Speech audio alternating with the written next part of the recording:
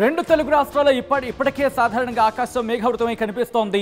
మరీ ముఖ్యంగా ఇప్పటికే ఆకాశం మేఘావృతమైన కొన్ని చోట్ల అయితే మాత్రం వర్షం కూడా ప్రారంభమైంది. అయితే నైరుతి రుతుపవనాల రాక నేపథ్యంలోనే ఇంతటి వర్షాలు పడుతున్నాయా? రాబోయే వారం రోజుల్లో ఎటువంటి పరిణామాలు ఉండే అవకాశం ఉంది? అట్ ద సేమ్ టైం నైరుతి రుతుపవనాల మీద చాలా మంది ఎన్నో ఆశలు గంపెడ ఆశలు పెట్టుకునే సందర్భాన్ని కూడా చూస్తూ ఉంటాం. ఈ నేపథ్యంలో ఎక్కడ ఎటువంటి పరిస్థితులు ఉన్నాయి? అట్ ద సేమ్ టైం నైరుతి రుతుపవనాల ప్రభావంతో ఎటువంటి వర్షాలు పడే అవకాశం ఉంది?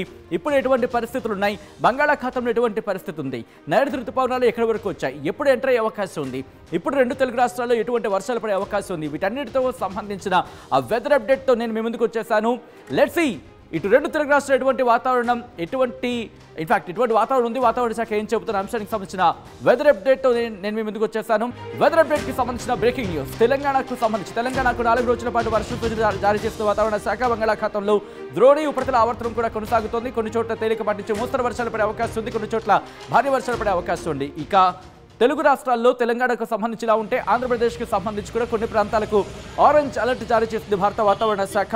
దీంతో పాటు రాబోయే 24 గంటల్లో కోస్తాంధ్ర రాయలసీమకు భారీ వర్ష సూచన జారీ చేసింది. తెలంగాణకు 4 రోజుల పాటు వర్ష సూచన జారీ చేసింది భారత వాతావరణ శాఖ. బంగాళాఖాతంలో ఇటు ద్రోణి ఉపరితల ఆవర్తనం కొనసాగుతోంది. కొన్ని చోట్ల తేలికపాటి నుంచి మరి కొన్ని చోట్ల మోస్తరు నుంచి భారీ వర్షాలు పడే అవకాశం ఉంది. కొన్ని జిల్లాలకు ఎల్లో అలర్ట్ జారీ చేసింది వాతావరణ శాఖ.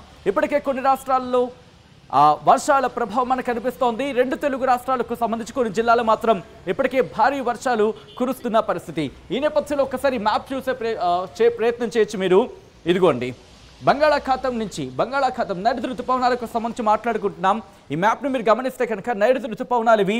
దీంతోపాటు ఉపరితల ఆవర్తనం కొన్ని చోట్ల ఉంది. దాంతోపాటు ఉపరితల ఆవర్తనం బంగాళాఖాతానికి సంబంధించి ఒక ఆవర్తనం కనిపిస్తోంది.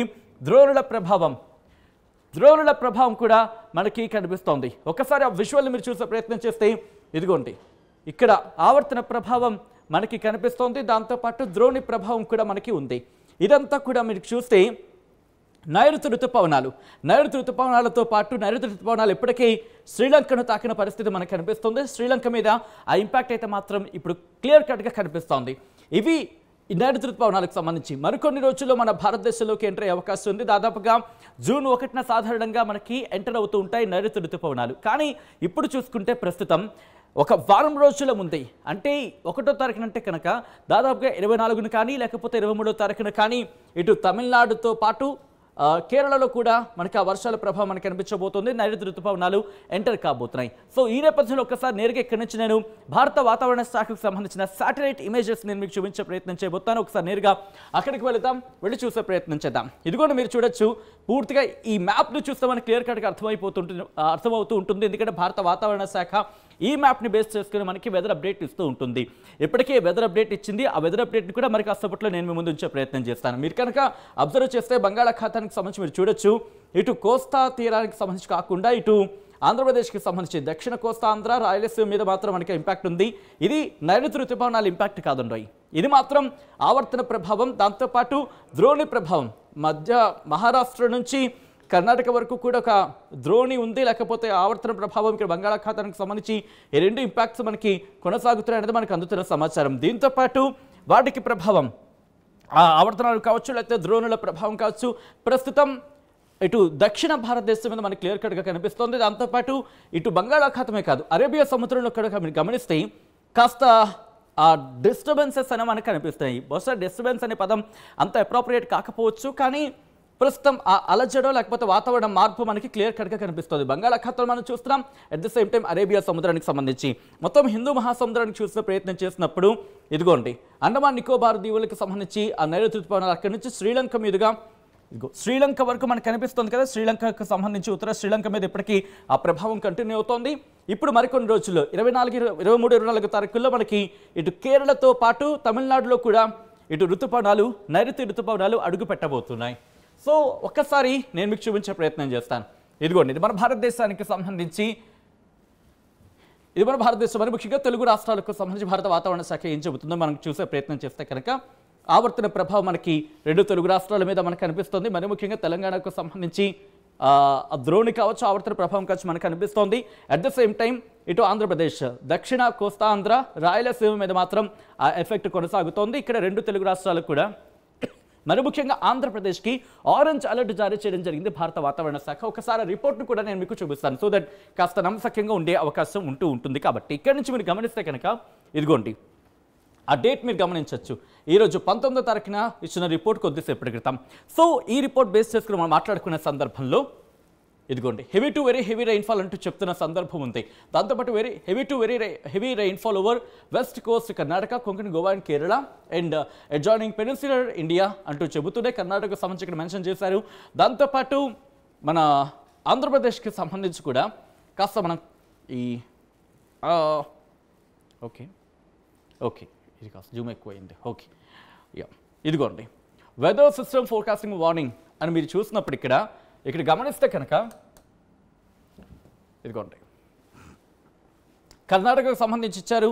దాంతోపాటు ఇక్కడ దాంతోపాటు మరికొన్ని అంశాలకు సంబంధించి మధ్యప్రదేశ్, మహారాష్ట్రకు సంబంధించి ఇక్కడ ఇచ్చారు. రిలైజ్డ్ ఓకే ఈ లాస్ట్ 24 అవర్స్కి సంబంధించి మాట్లాడుకున్న సందర్భం. దాంతోపాటు ఫోర్కాస్టింగ్ సంబంధించి మాట్లాడుకున్న పక్షంలో ఇక్కడ మనకు కూడా ఉత్తరప్రదేశ్కి సంబంధించి మనం చూడొచ్చు. అలాగే బంగాళాఖాతానికి సంబంధించి కూడా ఇదిగోండి సౌత్ పెనిన్సులర్ ఇండియాకి సంబంధించి మాట్లాడుకునే సందర్భంలో 30 నుంచి 50 కిలోమీటర్ల వేగంతో వర్షాలు పడే అవకాశం ఉంది. ఉరుములు మెరుపులు అలాగే గంటకు 30 నుంచి 50 కిలోమీటర్ల వేగంతో ఈదురుగాలులతో కూడా వర్షాలు పడే అవకాశం ఉంది. మన కోస్టల్ ఆంధ్రప్రదేశ్, యానాంతో పాటు రాయలసీమ, తెలంగాణకు వచ్చే వారం రోజుల పాటు భారీ వర్ష సూచన జారీ చేస్తుంది భారత వాతావరణ శాఖ. ఆ రిపోర్ట్ని మీరు చూడొచ్చు. గంటకు 30 నుంచి 50 కిలోమీటర్ల వేగంతో ఈదురుగాలులతో కూడిన వర్షాలు పడతాయంటుంది భారత వాతావరణ శాఖ. ఇది నేను చెప్తున్న మాట కాదు, భారత వాతావరణ శాఖ సాక్షాత్ తన రిపోర్ట్లో పొందుపరిచిన అంశాన్ని వచ్చే వారం రోజులకు సంబంధించి భారత వాతావరణ శాఖ ఏం చెబుతుందో ఆ రిపోర్ట్ని నేను ముందుంచే ప్రయత్నం చేస్తున్నాను. అట్ ద సేమ్ టైం ఇక్కడి నుంచి కాస్త ముందుకు వెళ్ళే ప్రయత్నం చేద్దాం. ఇదిగోండి కోస్టల్ ఆంధ్రప్రదేశ్కి సంబంధించి isolated heavy to very heavy rainfall అంటే భారీ నుంచి అతి భారీ వర్షాలు పడే అవకాశం ఉంది అంటూ కూడా భారత వాతావరణ శాఖ చెబుతోంది. ఎక్కడ ఎప్పుడు అనేది చూద్దాం. రాయలసీమకు సంబంధించి 19, 21 తేదీల్లో భారీ నుంచి అత్యంత భారీ వర్షాలు పడే అవకాశం ఉందని భారత వాతావరణ శాఖ చెబుతోంది. అలాగే కోస్తా ఆంధ్ర, యానాం, తెలంగాణలో 19 నుంచి 20 తారీఖుల్లో మాత్రం భారీ నుంచి అత్యంత భారీ వర్షాలు పడే అవకాశం ఉందంటూ భారత వాతావరణ శాఖ చెబుతోంది. మీరు చూడొచ్చు కొన్ని చోట్ల అంటూ కూడా isolated heavy to very heavy rainfall భారీ నుంచి అతి భారీ వర్షాలు పడే అవకాశం ఉందంటూ భారత వాతావరణ శాఖ చెబుతోంది. ఇక్కడి నుంచి కాస్త ముందుకు వెళ్ళే ప్రయత్నం చేద్దాం. అండ్ మనకి సాధారణంగా అలర్ట్స్ ఇస్తూ ఉంటారు 2 తెలుగు రాష్ట్రాలకి. ఇది మనం తర్వాత మాట్లాడుకునే ప్రయత్నం చేద్దాం నైరుతి ఋతుపవనాలకు సంబంధించి. ఆ తర్వాత ఏ జిల్లాకి ఎటువంటి అలర్ట్ ఉంది అనేది కూడా నేను మీ ముందుంచే ప్రయత్నం చేస్తాను. ఒకసారి ఆ రిపోర్ట్కి సంబంధించి మనం చూసే ప్రయత్నం చేస్తే కనుక ఇదిగోండి ఇది 19వ తారీఖున పూర్తిగా ఆరెంజ్ అలర్ట్ జారీ చేయడం జరిగింది భారత వాతావరణ శాఖ. మీరు చూడొచ్చు ఇటు తెలంగాణకు ఎల్లో అలర్ట్, తెలంగాణ మినహా ఇటు దక్షిణ భారతదేశం ఒడిస్సా వరకు కూడా, ఒరిస్సా, పశ్చిమ బెంగాల్తో పాటు బీహార్ వరకు కూడా ఎల్లో అలర్ట్ కంటిన్యూ అవుతుందంటే ఆరెంజ్ అలర్ట్ ఉందంటే ఎటువంటి ప్రభావం ఉందో చూడొచ్చు. ఆ తర్వాత ఇటు 20వ తారీఖున మీరు గమనిస్తే ఇటు కర్ణాటకకు ఇటు రెడ్ అలర్ట్ ఇచ్చింది, తెలంగాణకు ఎల్లో అలర్ట్ ఇచ్చింది, అలాగే రాయలసీమకు ఎల్లో అలర్ట్ ఇచ్చింది. దాంతోపాటు ఉత్తర దక్షిణ కోస్తా ఆంధ్రకు ఆరెంజ్ అలర్ట్ ఇచ్చింది. అలాగే తమిళనాడు, కేరళకు కూడా ఆరెంజ్ అలర్ట్ ఇచ్చింది. దక్షిణ భారతదేశానికి సంబంధించి ఇంపాక్ట్ ఉంది. మనం మాట్లాడుకున్నట్టుగా ఆవర్తన ప్రభావం ద్రోణి ప్రభావం ఉంది. మహారాష్ట్ర నుంచి ఇటు కర్ణాటక మీదుగా మనకి రాయలసీమ వరకు కూడా ఇంపాక్ట్ ఉందంటూ కూడా మనకు తెలుస్తోంది. సో మూవింగ్ ఆన్, ఇక్కడ మీరు చూస్తే 21వ తారీఖున కూడా కర్ణాటకకు రెడ్ అలర్ట్ ఉంది, 2 తెలుగు రాష్ట్రాలకు ఎల్లో అలర్ట్ కంటిన్యూ అవుతోంది. ఆ తర్వాత 22వ తారీఖుకి సంబంధించి మనం చూసే ప్రయత్నం చేస్తే ఇదిగోండి 22వ తారీఖున మరి గమనిస్తే ఎల్లో అలర్ట్ కంటిన్యూ అవుతుంది, ఎల్లో అలర్ట్ 22న. అలాగే 23న కూడా మనకి ఎల్లో అలర్ట్ కంటిన్యూ అవుతుంది. దాదాపుగా మనకి ఇటువంటి పరిస్థితి 23వ తారీఖు వరకు కూడా కంటిన్యూ అవకాశం అనేది మనకి క్లియర్ కట్గా కనిపిస్తోంది. సో ఇక్కడ కాస్త హోల్డ్ ఆన్ అయ్యే ప్రయత్నం చేద్దాం. ఇక్కడ నుంచి నైరుతి ఋతుపవనాల గురించి మాట్లాడుకుందాం. ఆ తర్వాత ఏ రాష్ట్రంలో ఎటువంటి పరిస్థితులు ఉన్నాయి, ఏ జిల్లాల మీద ఇంపాక్ట్ చూపించవచ్చు అవన్నీ కూడా డీటెయిల్గా మాట్లాడుకుందాం. నైరుతి ఋతుపవనాలకు సంబంధించి మీరు చూసే ప్రయత్నం చేస్తే కనుక ఇదిగోండి ఇక్కడ కాస్త క్లియర్గా అబ్జర్వ్ చేయండి. ఈ రెడ్ మార్క్లో మనకు కనిపిస్తుంది కదా, ఈ ఎరుపు మార్క్లో మనకు కనిపిస్తోంది సాధారణంగా ఆ రోజులకి లేకపోతే సాధారణంగా ఆ తేదీలకి నైరుతి ఋతుపవనాలు మనకి ఆగమనం. నైరుతి ఋతుపవనాలు మనకి రావాల్సిన సాధారణమైన రోజు అంటే జూన్ 1వ తారీఖున మనకి కేరళతో పాటు తమిళనాడులో కూడా నైరుతి ఋతుపవనాలు అడుగు పెట్టాలి. కానీ మనకి ఇక్కడ మీరు సాధారణంగా చూస్తే శ్రీలంకను ఎప్పుడు తాకాలి, ఒకసారి ఈ రెడ్ గీతను అలా పట్టుకొని మనం మీదకి వెళ్ళి 26వ తారీఖున తాకాలి. కానీ మనకి 19వ తారీఖునే ఆల్రెడీ తాకేసిన పరిస్థితి మనం చూస్తున్నాం. ఆల్రెడీ అంతకు ముందే తాకాయి. మీరు కరెక్ట్గా అబ్జర్వ్ చేస్తే కనుక ఈ బ్లూ మార్క్ 15వ తారీఖు 15-16 తారీఖులనే తాకేశాయి. అంటే 10 రోజుల ముందుగానే శ్రీలంకను తాకాయి. సో అక్కడి నుంచి చూసుకుంటే ఇంకా కంటిన్యూ అవుతున్న పరిస్థితి మనకుంది. అంటే కనీసం వారం రోజులు జూన్ 1ని కేరళతో పాటు మన తమిళనాడు కూడా తాకే అవకాశం ఉంది. కాబట్టి మరి 10 రోజులు ముందనుకున్నా అంటే 20-21 అనుకున్నా, లేకపోతే మ్యాక్సిమం ఇక్కడ మనం ఈ డిఫరెన్స్ చూసుకున్నప్పుడు ఒక వారం రోజుల డిఫరెన్స్. అంటే 1వ తారీఖున అనుకుంటే 24న కానీ లేకపోతే 23న కానీ 23, 24, 25 తారీఖులు అంటే క్లాస్గా చూసుకుంటే ఒక 4-5 రోజులు. అంటే ఈరోజు 20 కాబట్టి 20-21 కావచ్చు, లేకపోతే 21 నుంచి 25, హార్డ్లీ 21 నుంచి 25 తారీఖు లోపల మనకి ఇటు కేరళతో పాటు తమిళనాడు తీరాన్ని ఈ నైరుతి ఋతుపవనాలు తాకే అవకాశం ఉంది. ముందుగా కేరళను తాకుతూ ఉంటాయి, మనం సాధారణంగా చూస్తూ ఉంటాం. కేరళ తీరాన్ని తాకుతుంటే నైరుతి ఋతుపవనాలు, ఆ తర్వాత మన దేశానికి సంబంధించి ఆగమనం గురించి మాట్లాడుకుంటూ ఉంటాం, స్వాగతం పలికే సందర్భం కూడా. సో 1వ తారీఖున జూన్లో రావాల్సి ఉంటుంది సాధారణంగా. బట్ ఇప్పుడు కాస్త అడ్వాన్స్గా ముందుగా వచ్చే అవకాశం ఉందని చెప్పుకోవచ్చు నైరుతి ఋతుపవనాలకు సంబంధించి. ఆ తర్వాత మనకి ఆంధ్రప్రదేశ్ బహుశా అక్కడ 30వ తారీఖున వచ్చే అవకాశం ఉంది. ఆ తర్వాత మనం చూడొచ్చు వన్స్ అడుగుపెట్టిన తర్వాత ఎప్పుడు ఏ టైంకి ఎక్కడికి అడుగుపెట్టే అవకాశం ఉందనేది మనం డీటెయిల్గా మాట్లాడుకుందాం. యాజ్ ఆఫ్ నౌ మనకు ఓకే. సో ఇక్కడి నుంచి తెలుగు రాష్ట్రాలకు సంబంధించి మాట్లాడుకున్న సందర్భంలో ముందుగా తెలంగాణకు సంబంధించి వెళ్ళే ప్రయత్నం చేద్దాం. తెలంగాణకు 19వ తారీఖు నుంచి గమనిస్తే ఇదిగోండి 19వ తారీఖు నుంచి దాదాపుగా మనకి ఎల్లో అలర్ట్ కంటిన్యూ అవుతుంది. తెలంగాణ రాష్ట్రంలోని వికారాబాద్, సంగారెడ్డి, మెదక్, కామారెడ్డి, మహబూబ్ నగర్, నాగర్ కర్నూలు, వనపర్తి, నారాయణపేట, జోగులాంబ, గద్వాల జిల్లాలో అక్కడక్కడ భారీ వర్షాలు కురిసే అవకాశం ఉందంటే భారత వాతావరణ శాఖ చెబుతోంది. అలాగే గంటకు 30 నుంచి 40 కిలోమీటర్ల వేగంతో ఈదురుగాలతో కూడిన వర్షాలు, ఉరుములు మెరుపులతో కూడిన వర్షాలు పడే అవకాశం ఉందంటూ కూడా భారత వాతావరణ శాఖ చెబుతోంది. ఇదే పరిస్థితి మనకి 20వ తారీఖు నుంచి 21 కూడా కంటిన్యూ అవకాశం ఉంది కొన్ని జిల్లాలకు సంబంధించి. ఆ తర్వాత 21న కూడా కంటిన్యూ అవకాశం ఉంది. అలా చూసుకుంటే కనుక దాదాపుగా మనకి 23వ తారీఖు కాదు, ఏకంగా 24 వరకు. కానీ 24 తారీఖున చూసుకుంటే కాస్త జిల్లాల్లో ఇంపాక్ట్ అనేది కొంచెం అటు ఇటుగా ఉందని చెప్పుకోవాలి, కాస్త తగ్గాయని చెప్పుకోవాలి అక్కడక్కడ అంటూ. అంటే ఇక్కడ డీటెయిల్గా ఇవ్వలేదు మనకి. తెలంగాణ రాష్ట్రంలో తేలికపాటి ఒక మోస్తరు వర్షాలు కొన్ని చోట్ల కురిసే అవకాశం ఉంది. గంటకు 30 నుంచి 40 కిలోమీటర్ల వేగంతో ఈదురుగాలులతో కూడిన వర్షాలు, ఉరుములు మెరుపులతో కూడిన వర్షాలు తెలంగాణ రాష్ట్రంలోని అన్ని జిల్లాల్లో అక్కడక్కడ కురిసే అవకాశం ఉందంటూ భారత వాతావరణ శాఖ చెబుతోందంటే అర్థం చేసుకోవచ్చు ఎటువంటి ప్రభావం ఉండబోతుంది అనేది. బహుశా 23, 24 అనుకుంటే నైరుతి ఋతుపవనాలు వచ్చే అవకాశం అనేది ఓకే. నైరుతి ఋతుపవనాలు అప్పుడు బహుశా వస్తే కనుక కేరళను అలాగే మన తమిళనాడు తీరాలను తాకే అవకాశం ఉందని అనుకోవచ్చు. సో ఆఫ్టర్ దట్ మనకి పరిస్థితులు మారే అవకాశం ఉందనుకోవాలి. సో ఈ నేపథ్యంలోనే ఇప్పుడు ఆవర్తనాలు కావచ్చు, ద్రోణుల ప్రభావంతో వర్షాలు పడుతున్నాయి. కాబట్టి మీరు గమనిస్తే నారాయణపేట, మక్తల్లో 107.8 మిల్లీమీటర్ల వర్షపాతం అత్యధికంగా నమోదైంది. తెలంగాణలో అత్యల్పంగా చూసుకున్న క్రమంలో కాస్త అత్యల్పంగా చూసుకుంటే కనుక మీరు చూడొచ్చు చాలా భారీగానే వర్షాలు మనకు నమోదవుతున్నాయి. భద్రాద్రి కొత్తగూడెంలోని భద్రాచలంలో 0.2 మిల్లీమీటర్ల వర్షపాతం నమోదైంది అత్యల్పంగా.